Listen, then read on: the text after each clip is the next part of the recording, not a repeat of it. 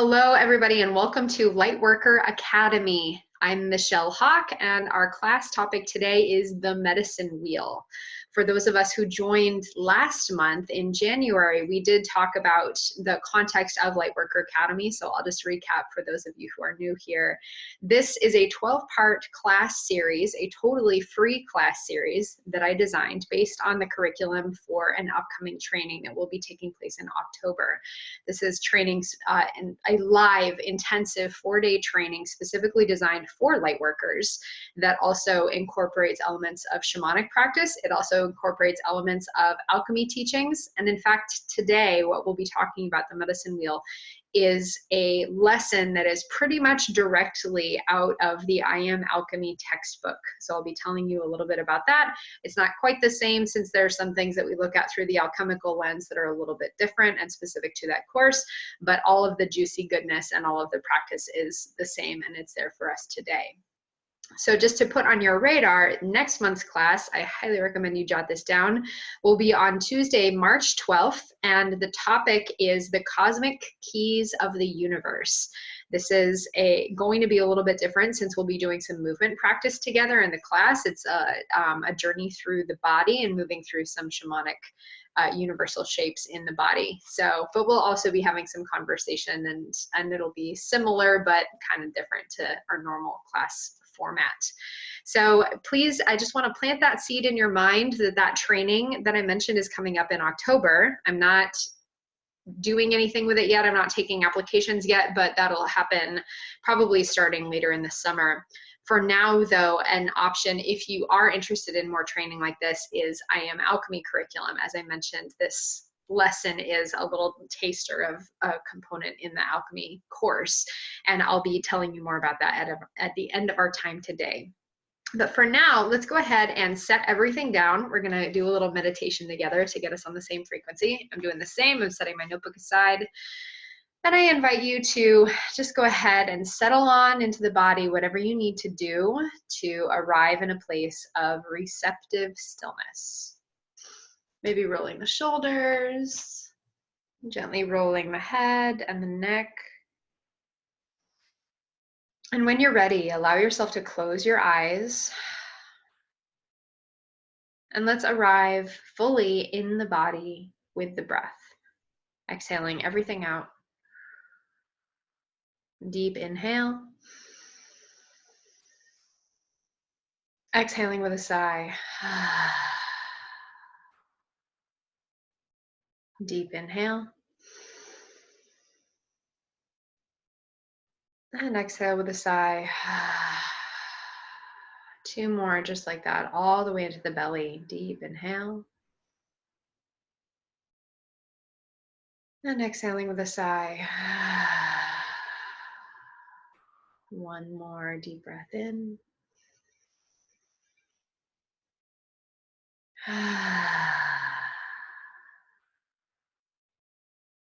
And continuing to flow with this natural rhythm of your breath.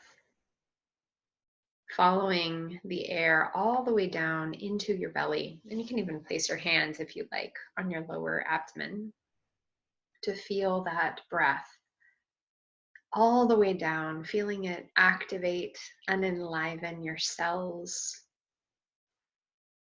And finding an audible sigh. I do encourage you, you're all muted, so no one can hear you when you do, but I encourage you to find that tone in your sigh. And know that on that natural release, that tone is the vibration of your body that you're releasing.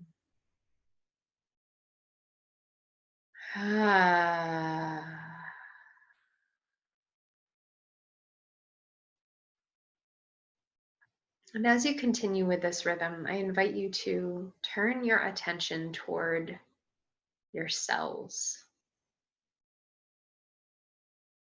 Inviting yourself to start to feel not only into your body as a whole, but into your body as a collection of little parts within itself. Collection of organs, a collection of tissue and fluid, a collection of cells. And just start to imagine diving within your body and zooming in really closely, kind of magic school bus style, just going internally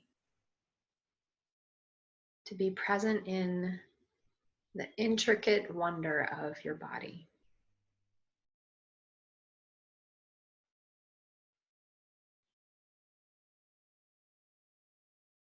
And maybe as you do so, you start to hear a little hum, almost like an echo of that sigh that you were releasing earlier, but a little faint hum coming from your cells.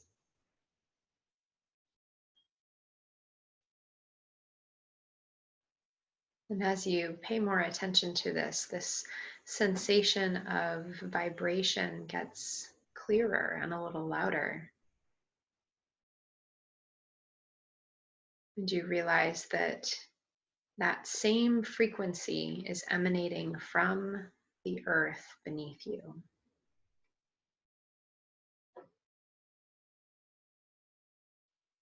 Feeling that deep pulse of energy from the earth that is echoed in your body.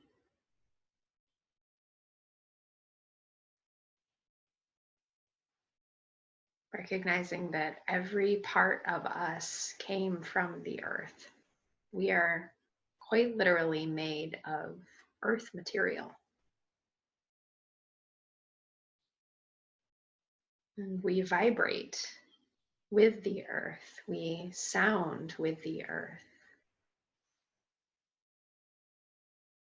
And when we bring enough stillness and presence to our bodies, hearts, and minds, we can actually draw that connection a little closer.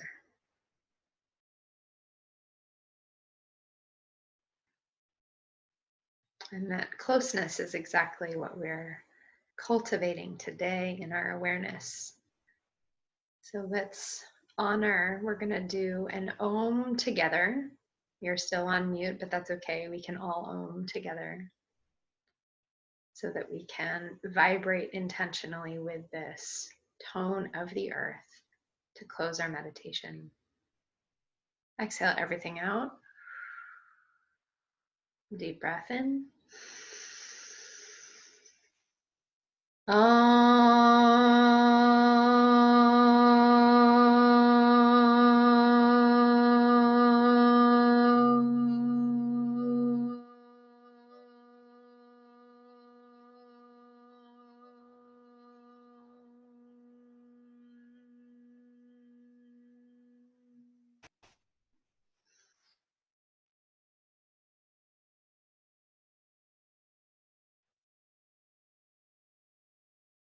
Allowing a moment of stillness to fully receive that vibration.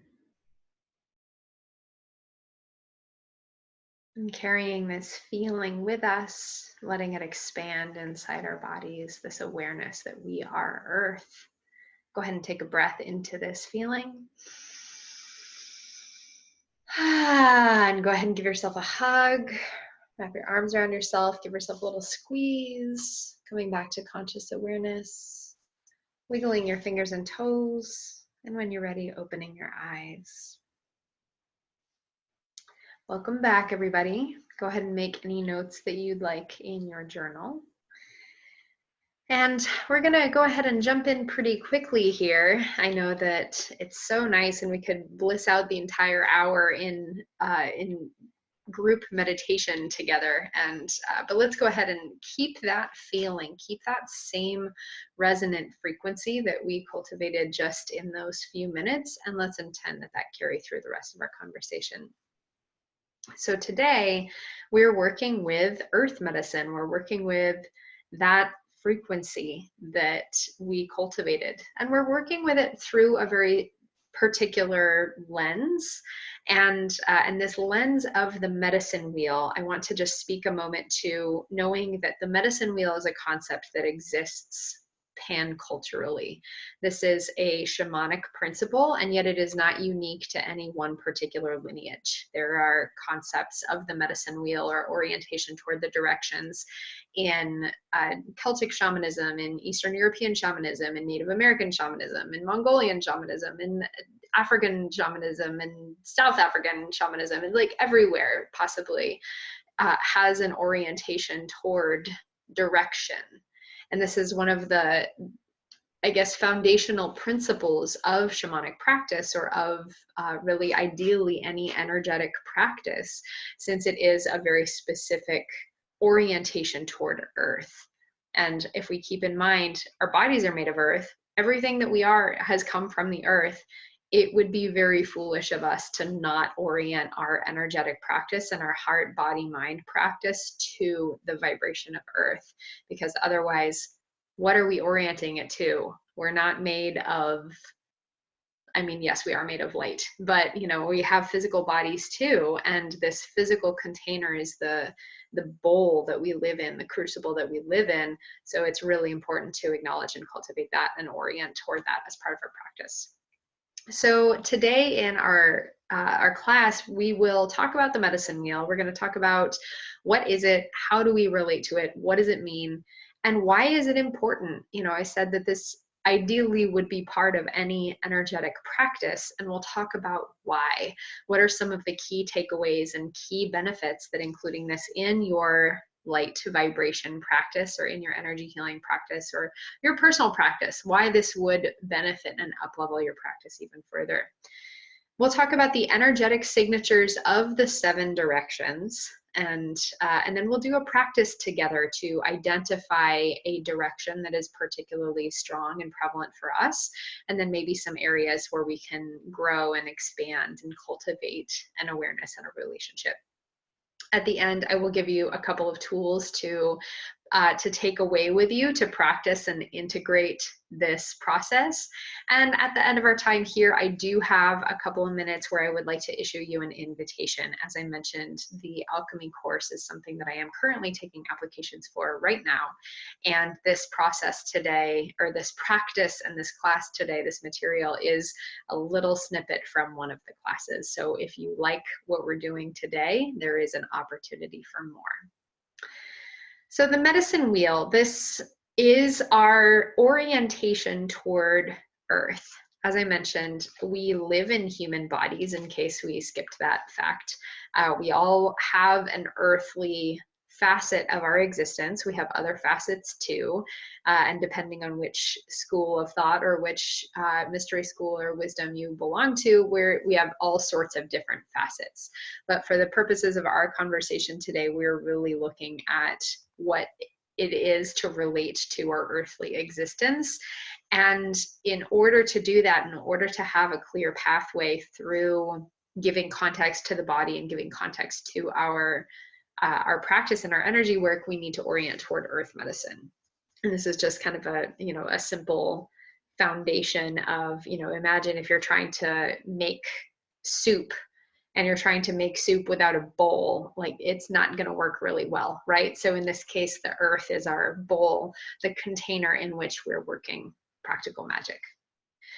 This, and oh, one last piece I did neglect to mention earlier, in case you missed the January Lightworker Academy class, it was speaking about the 3 Essentials of Alchemy. So in case you were there, then remember that we talked about salt, mercury, and sulfur as the 3 Essentials of Alchemy, and how the entire 12-part course series was oriented toward working with the salt and the mercury and the sulfur. We're still in the salt right now. So for those of you who did listen into January, know that we're still in that earthly container. We're in the neutral supportive foundation zone. For those of you who missed January, I do have that recording, and there are places where you can find it. So this is an opportunity to go ahead and catch up in case you missed that last class.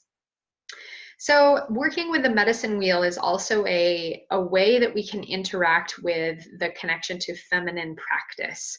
So much of energy work takes place, there's, you know, it's kind of all over the spectrum. And yet inherently, whenever we're working with light energy, or we're working with active practice, or we're going into for the purpose of healing, there's a lot of yang practice that happens even within the context of yin work, like restorative healing. Any action or agenda-based practice is inherently yang and oriented toward a goal.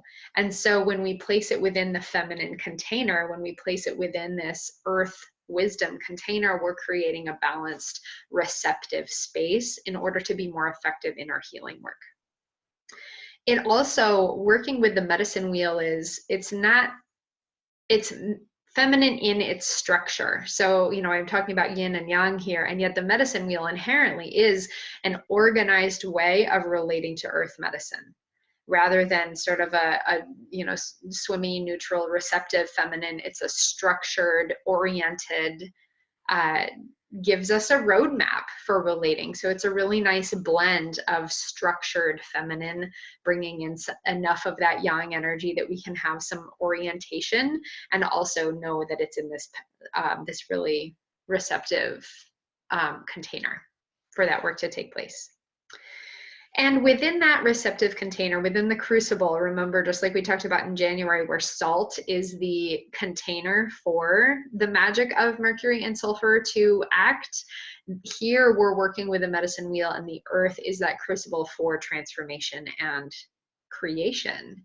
Because without any earthly thing to act upon, or without a container, then transformation and creation has nowhere to land. It is really, really vitally important. And I feel like I cannot overemphasize this. So I want to triple underscore, put all the asterisks and gold stars by this, that every energy worker must be grounded in their practice and in their lives. If you're not, you are not as effective as you possibly could be. And I say this from personal experience, as well as experience working with a lot of people and facilitating a lot of training over the years. I used to have to work really hard to ground myself. I was born into this world as, you know, oh, it's hard being human. I remember telling my mom when I was like 12 years old, it's hard being human. She's like, okay. And, but now I know, looking back on that, that it took a while for me to orient to the vibration of earth. And then even when I started studying and practicing shamanism, and I started studying and practicing Reiki, it took me a while to fully land and ground in my body and in my practice, and ground in earth medicine. And then when I did, the effectiveness of my healing work and the sustainability with which I was able to offer that practice skyrocketed. And I see this with every single healer that I work with. I have a lot of people come in who are very connected perhaps to galactic energies, or connected to light frequencies, or connected to very powerful energetic sources, and they're not super grounded. And the danger here is that it burns out our system.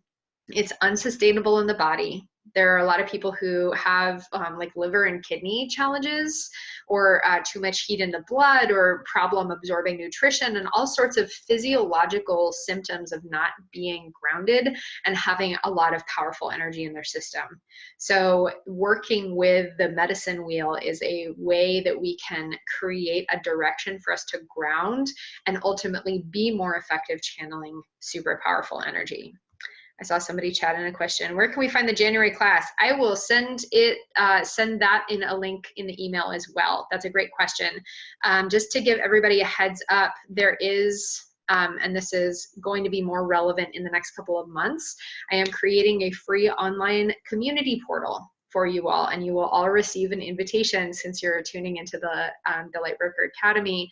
It's not quite ready yet, but it will have all the links to all of my podcast episodes, as well as all of the Lightworker Academy classes. Since you're tuning in live, I'll just send you the link and you'll get it before everybody else.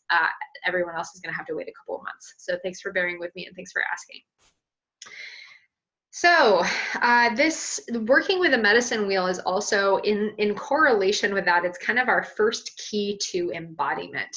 You know, think about kiddos, like little toddlers, right, who are figuring out their bodies, and they're like walking around on the earth and putting stuff in their mouths and just like eating all sorts of things that they shouldn't, and really learning in that exploratory, what is it like to be human and what is it like to live on earth, playtime basically.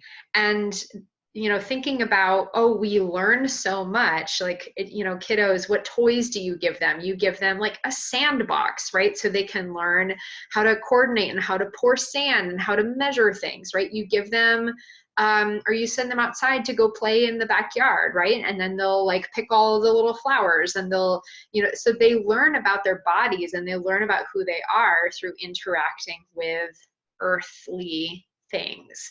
At least I did as a kiddo. Maybe you did too. I don't know. Perhaps those of you who are parents are doing some of this as well. Let's really hope so. And knowing that the more that we're in contact with earth, the more we're in contact with ourselves. So it's like that first key to embodiment. And if we spend all our time shut away indoors, we are less connected to our bodies. But as soon as we go outside and we take a fresh breath of air and we put our feet on the ground, we are more connected to our bodies. So knowing that it is a super fast and easy way to ground ourselves, to channel more powerful energies, and to be more connected and mindful in our own physical container. The way that we're working with the medicine wheel, as I'll be teaching it today, I know there are some different variations within all these different traditions. The one that I am teaching you is the way that I learned it in the context of universal shamanism, meaning, again, speaking not to any specific tradition, but knowing that this is a pan-cultural concept that has shown up in many, many traditions throughout history. So we'll be looking at the 7 sacred directions, the cardinal directions, north, east, south, and west, as well as above, below, and within as the 7th sacred direction. That's right, you yourself are the 7th sacred direction. And what do we mean when we talk about directions? This is a really important thing, and I would love for you, if you want to just jot down this definition word for word. I think it's a really useful, helpful way to think about this concept, since so much of what we're relating to, and a great deal of what I teach in the alchemy course, as well as the Lightworker training, and just in all these different schools of thought, is related to archetypal signatures.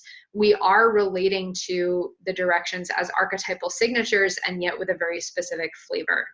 So when we're talking about directions, we're talking about archetypal pathways or degrees of freedom, which define not only our location in space, but also our location psychologically and spiritually. Should I say that again? Yes, probably. Okay, so we're talking and we're defining directions as archetypal pathways or degrees of freedom, which define not only our location in space, but also our location psychologically and spiritually. Okay, so let's digest that for a moment. When we're working with the 7 sacred directions, we have these 7 keys, these 7 archetypal pathways, or degrees of freedom, meaning, and I like to think about this as pathways to center, and we'll talk about this more, knowing that the within is that ultimate center, like the destination point of working with direction is to bring us back within. And so we have these concepts or pathways with which we can come home to ourselves and ultimately come home to our sense of belonging in the world and help others come home to themselves. Because when we are truly within, we are also without.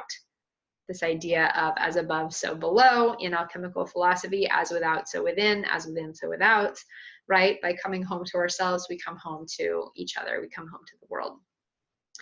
And this way of thinking about directions, it's really easy for us to think of, for example, if I say to you east, maybe you're thinking of a part of town, or you're thinking of East Coast, or you're thinking of Eastern Hemisphere, or you're thinking of, oh, usually on the right side of the map, right? We have all these associations with East, the vast majority of which are external, right? So we think of it as a location-based, usually, archetypal pathway. We think of it as an identifier of space, And it is that. And it is more than that. The other piece that we're bringing into play is the idea of psychological and spiritual orientation. So again, remembering that the directions are not only ways for us to orient in space, but also for us to orient within ourselves. And we do this through the various correspondences that we see in the directions, that we see in knowing the different energetics, the different guides that are associated with them. And we will go into that when we look at the energetic signatures of the directions. This helps us give us a little bit of a map of consciousness so that we can orient internally as well as externally. I'll go ahead and speak just a little bit more about this, and then we'll take a pause for questions. The last thing that I want to emphasize is, again, that idea of coming home to center, returning to center, and knowing that a balanced center may be accessed through any path, any of those directions. Again, knowing that we're working with, you know, 6 essentially, and kind of the 4 cardinal. When we talk about the directions, usually we're talking about the 4 cardinal directions, but noticing that any of these paths ultimately is capable of leading us to a balanced center when they are in right relation with each other. This is the other thing that we're going to be doing in our practice, is orienting toward what is our natural positioning psychologically and spiritually in the world. Where do we naturally orient ourselves, and how is that either supporting us or perhaps not super balanced and supporting us? And knowing that if our ultimate practice is to be in a balanced space of center, if our ultimate practice is to embody the within, then knowing that our other psychological and spiritual orientations need to be in balance with each other, and that we can access them through any path. So I'll go ahead and take a little pause here if there are any questions, comments, thoughts. How's this landing for everybody? Go ahead and either unmute yourself or chat into the chat box.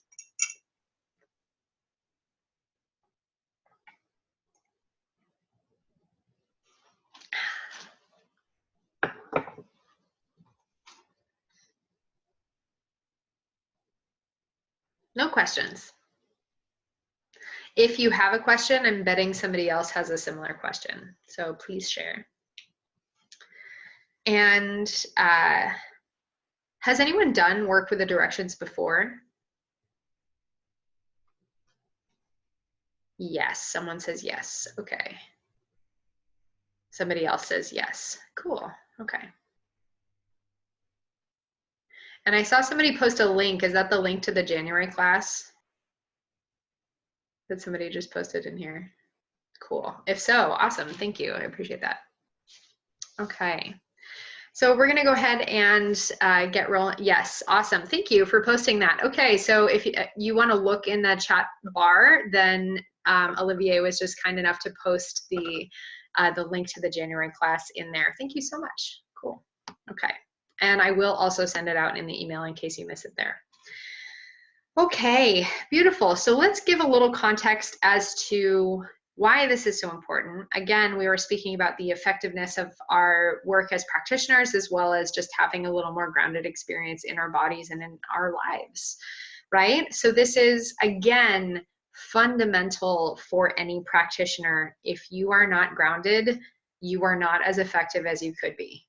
And I don't want to sugarcoat that. I hear from people all the time. In fact, I just had somebody email me the other day who's interested in some training with me, and we had a conversation, and I shared with this person. I was, very honest in saying, based on where you're at and where you're describing that you're at, we need to not do any of this high vibration training, but instead cultivate your personal practice, cultivate an embodiment practice, and really help give all of this very high vibration energy a place to go where you can actually use it.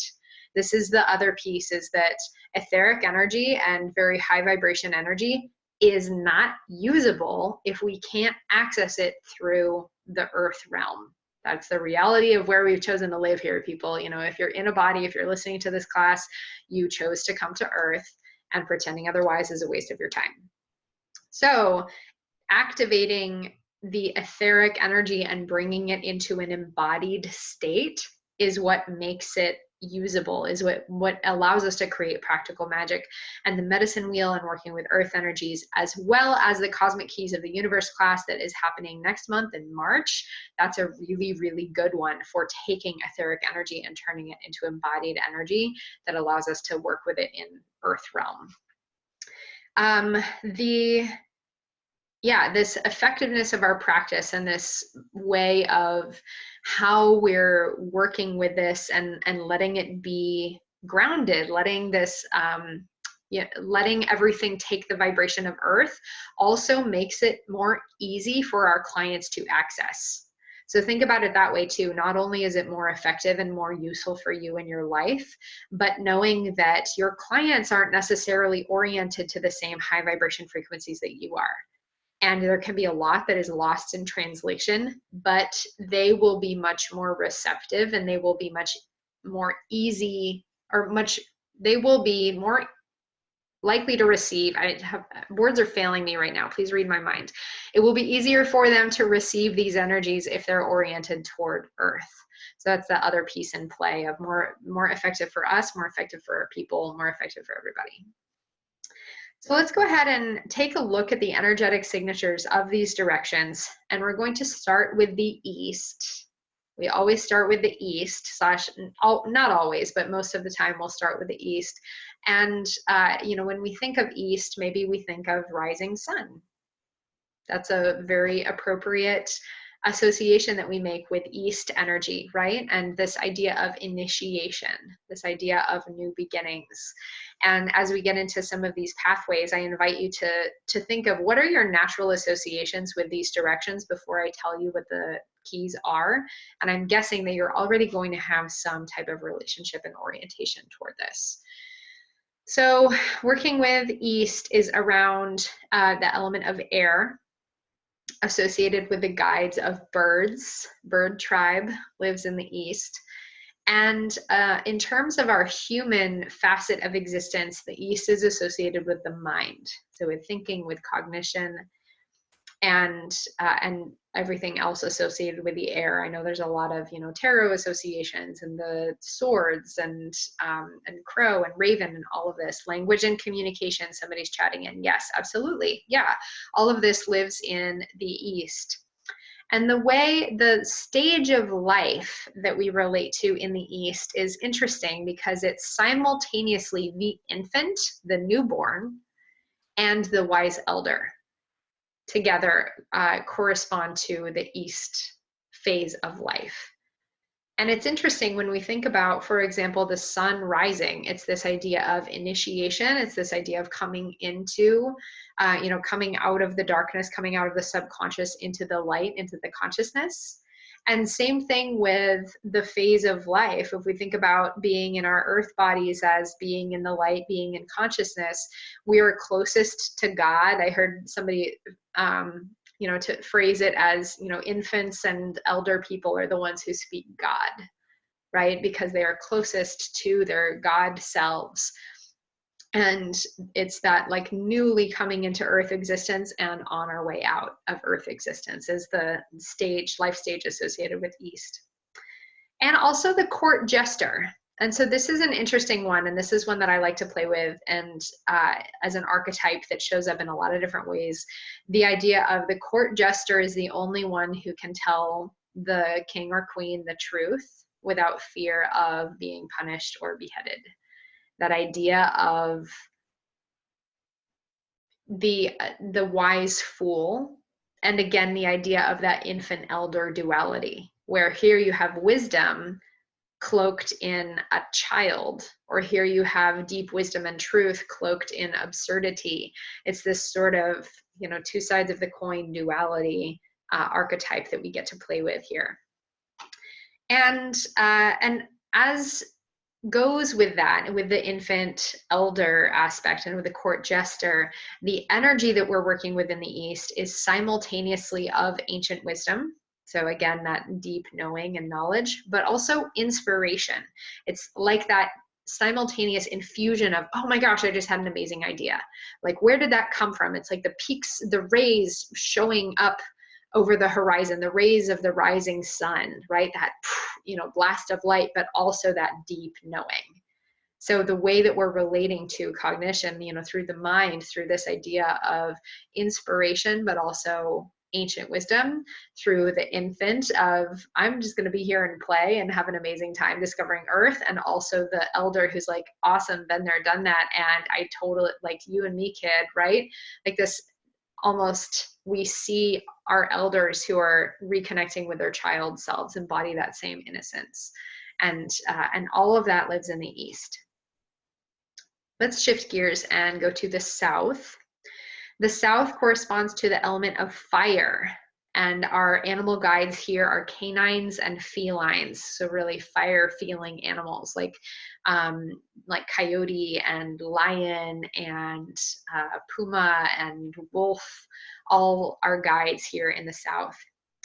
And in terms of our human existence, the South corresponds to the body and the physical realm. So that idea of, again, really earthy feeling, but through the fire, like more, the heat of the body, not just the structures of the body, like the blood running through the body, and the fire and your breath, like running on hot ground. That's that feeling of fire, South energy. And the stage of life corresponding to the South, imagine if we're going around the medicine wheel, or I think you're probably backwards. So I think if you're looking at me, East is over here, and we're going around this way to the South, to the West, to the North, and then back to the East, we're making this clockwise circle, starting and ending with the East. And here we have the childhood. We have, what is it like in our formative years? Remember, in the East, we were infants, and in the South, we are children. We're coming into our bodies. We're coming into a state of identity, right? All of this lives in the South.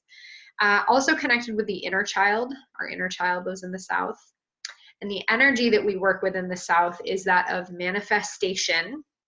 And also a subset of that is receiving.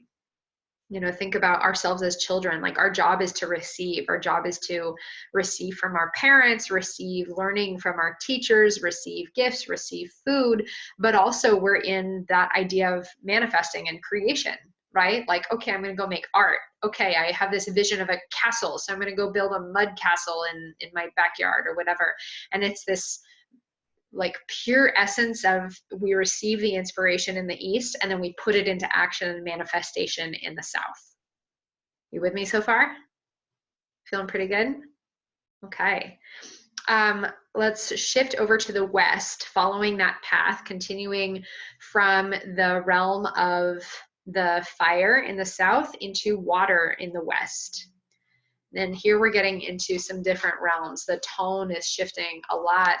And our guides here are the water animals. It's like frog, whale, butterfly, not technically a water animal, but still a very powerful representative of West, and other sort of like living in between realms animals too. And here in the West, our orientation is toward our heart and emotional realm.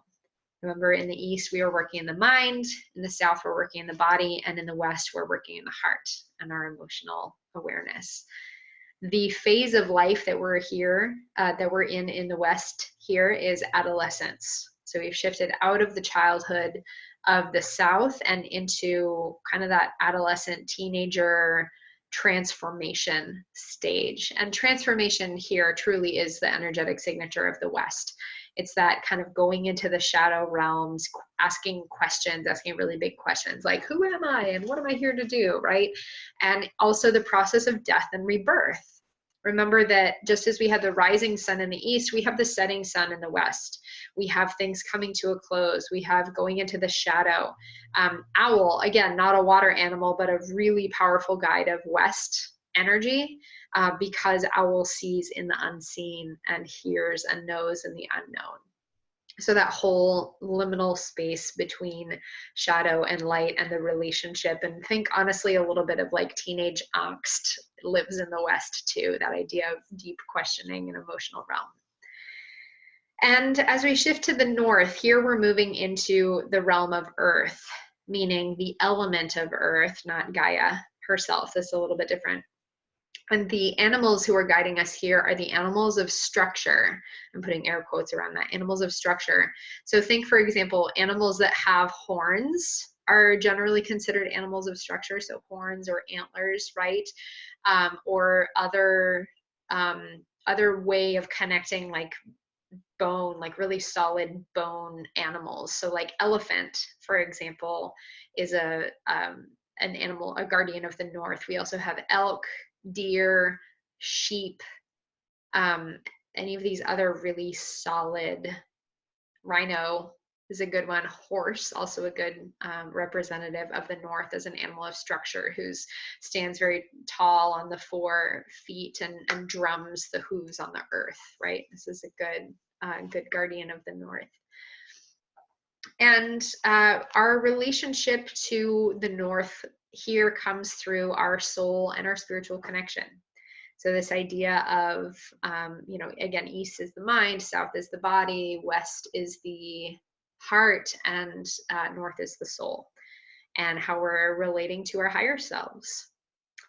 The phase of life that we're in here is adulthood and maturity. And so we're going to go, again, we finish up in the east where we come to wise elderhood. But for right now in the north, we're in our adulthood phase. And the energy here, present here, is actualization. So let's kind of go around our wheel again and just look at that, specifically this stage of energy, because I think that's really important. So again, in the north, we end up in actualization. So remember, in the east, we're in inspiration, receiving that new infusion of energy or that new idea. In the south, we move it into manifestation. Okay, let's make it happen, and like, let's give it a form. And then it moves into the west where it is transformed. We have transformation and death and rebirth. And finally, it comes back to the north, or it comes up to the north into actualization. It comes into the highest expression, the fullness of its being, which then leads to more inspiration as we go back to the east. So we see these cycle of the 4 cardinal directions. I'll just give you a super brief look at the other 2, above and below. Knowing that they're not the main focus of our time today. But above is associated with the sky, with the father energy and divine masculine. And below is associated with the earth, not the element earth, the earth herself, Gaia, and with the mother energy and the divine feminine. So here we have our 6 archetypal pathways, our 4 main cardinal directions, all as these degrees of freedom, these keys to arriving back in the center of self within the 7th sacred direction. I know that was a lot. We're going to go ahead and take a pause here real quick if there are any questions or comments about that.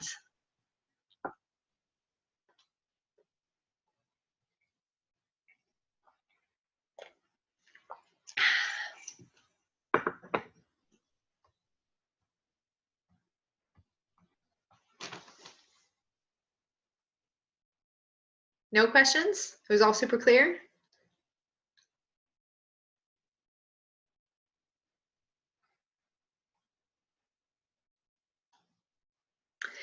Someone just chatted in the difference between that north adulthood and the east eldership. So yes, I'll speak to that just super briefly. That idea of, okay, so I'm 31, there we go. I'm 31 and I'm an adult, but I'm not an elder in the physical sense of the word, meaning I'm in a state of maturity.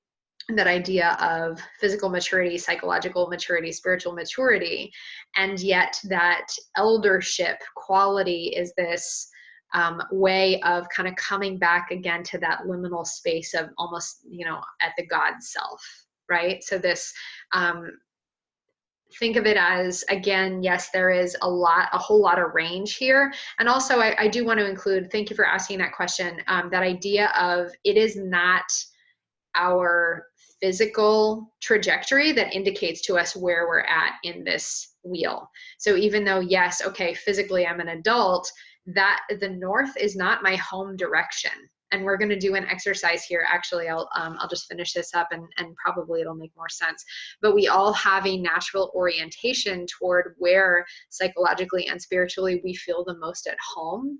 And that might be complete, and actually probably is completely independent of our actual physical age or any of this stage of life. So think of the stage of life more as a metaphor. Like we can continually revisit the realm of our inner child, right? And maybe the South is your home base because you're really connected to fire and you're really connected to manifestation and to your inner child. Great, amazing. And also we balance with the other directions. It's like a map to self. Somebody else chatted and said, loving it, thank you, awesome. Someone else said, yes, it was clear to me. Okay, great.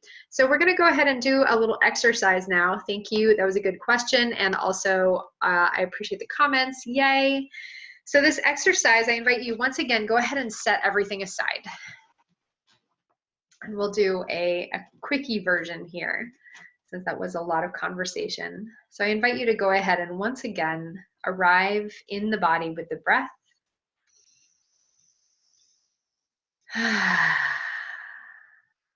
Using your sigh to activate yourself to the vibration of your earth.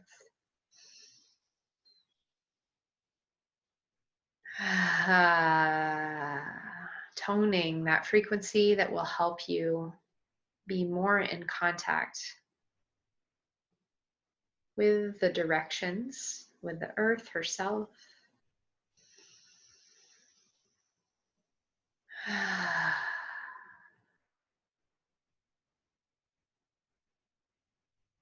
And as you slow your mind, bringing your attention inward, you once again feel that humming vibration of your cells, of your own embodiment.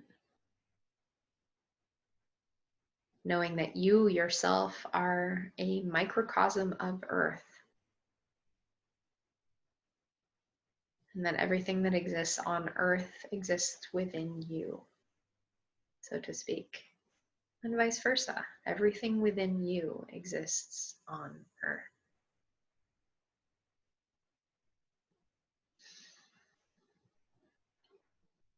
And we're going to invite a gentle awareness. And we're not going to overthink it. We're just going to invite a question to surface in our mind.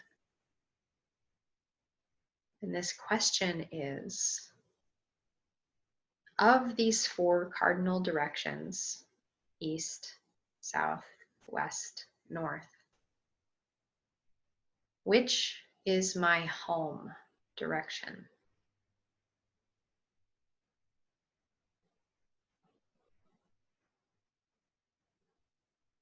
Whatever comes to you, just accept it.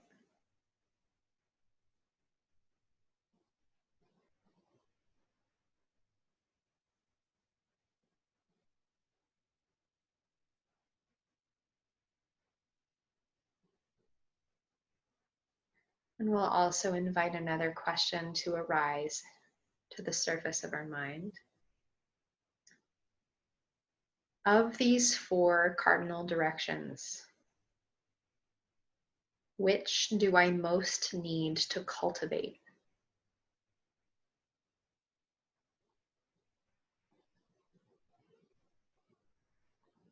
Which do I most need to cultivate that will support me?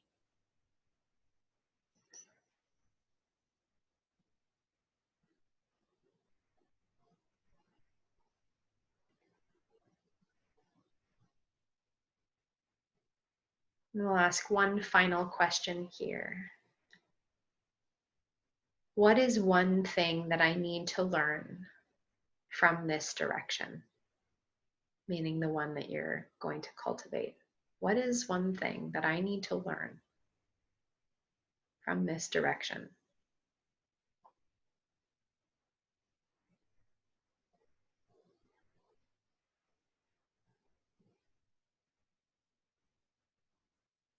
And go ahead and offer yourself a deep bow of gratitude for taking the space and time for this practice. Thank you, thank you, thank you, thank you. Let's go ahead and bring all that awareness back with you, back to your conscious presence. And go ahead and make any notes in your journal that you'd like.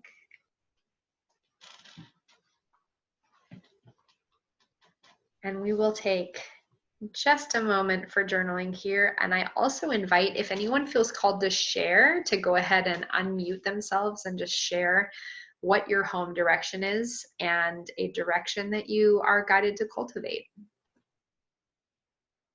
Either unmuting or typing into the chat box.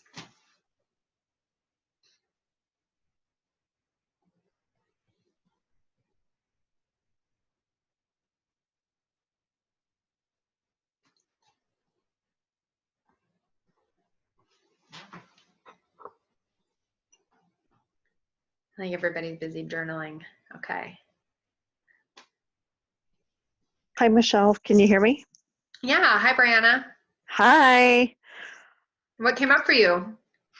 So for me, it was Northwest. Mm-hmm. Great. And so, falling in that in between. Great. You Okay. haven't talked about that. That's okay. That's a different class. Okay. Beautiful. So Northwest came up to you as your home direction, or as a way, the path to cultivate?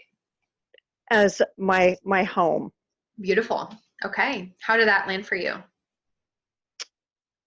It feels natural. Mm-hmm. I mean, it was just like very solid, like Northwest. Great. And I'm like, Okay. Beautiful. And what came up as the direction to cultivate for you?